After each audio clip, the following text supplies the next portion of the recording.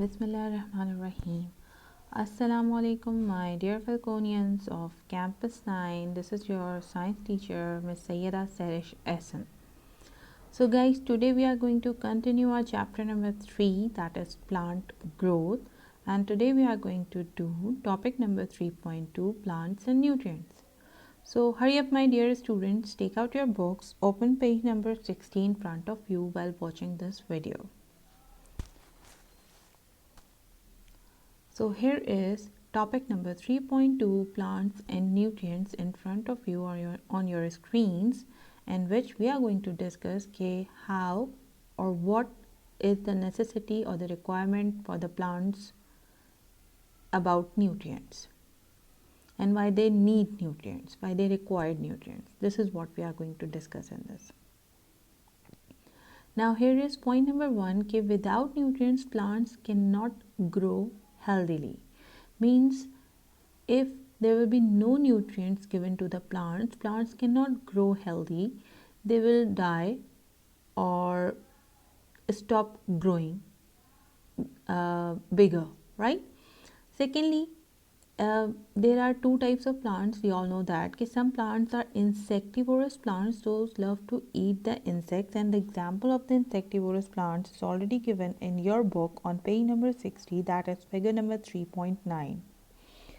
Pitcher plant, they used to eat insects and the small animals those came near to them or fall into the pitchers. The leaves are like the shape of the jug. You can easily see the picture in front of you, and that's why we call them pitcher plants.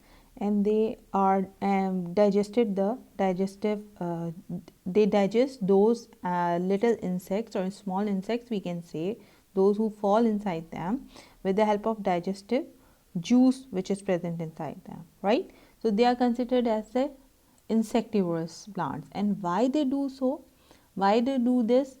They used to eat the insects because where they live, means in which type of soil they used to grow, that soil is lacking in the nutrients, right? Not good nutrients are present in that soil. That's why these plants become insectivorous, and they are going to fulfill their need of nutrient by eating small insects or small animals, right? Okay, so the next type of plants, those are normally used to absorb nutrients from the soil in the form of mineral salts through their roots, because they usually grow in the type of soil which are rich in nutrients. So this is what the reason plants need nutrients, same as us, same as human beings, as we all need nutrients to grow well, to grow healthy, to do our job or to do our work properly. So similarly it goes with the plants, they also need nutrients to grow healthy and to grow properly. Now the next thing is soil and mineral salts. What are soils and what are mineral salts? Basically, soils are the anchoring medium. What we call anchoring medium, as we all know that we use this word anchor for hosting any of the program. When we say that you are the anchor of this show, you are the anchor of this talk show, you are the anchor of this game show. So the word anchor is used for that person who used to host that program, right? And how they are going to host that program? Basically they are conducting that program, so they are becoming a medium of happening of that program. So same goes with the soil. Soil is become an anchoring medium for many plants, and plants absorb water and mineral salts from the soil. Basically soil become the host for the plants to provide them good minerals and water.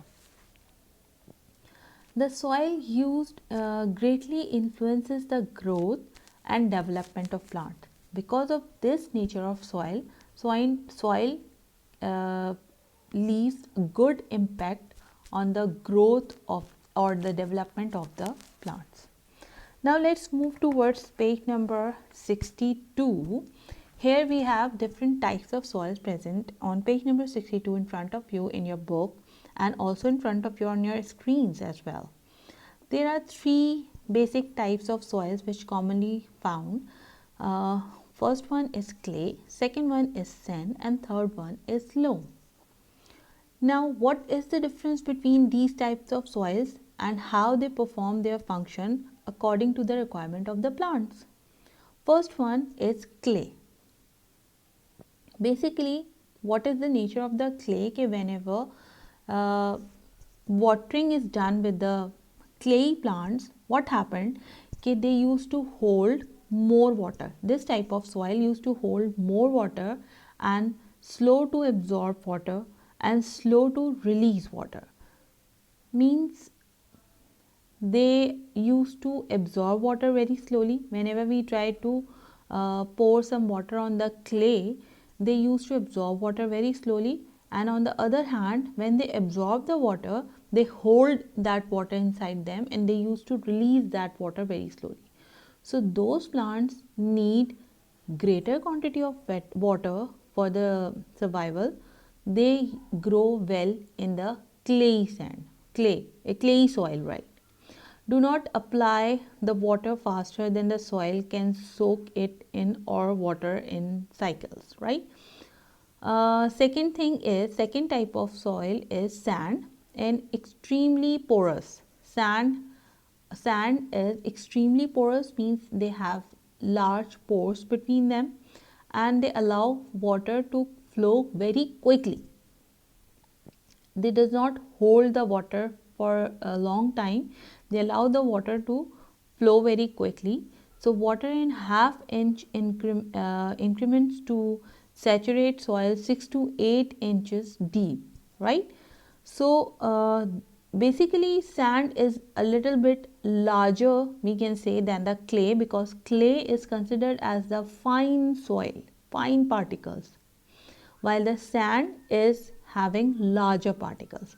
So that's why it becomes extremely porous and it allows water flow very quickly. That's why those plants which those do not need greater quantity of water, they can easily survive in the sandy soil, right? The next one is loam.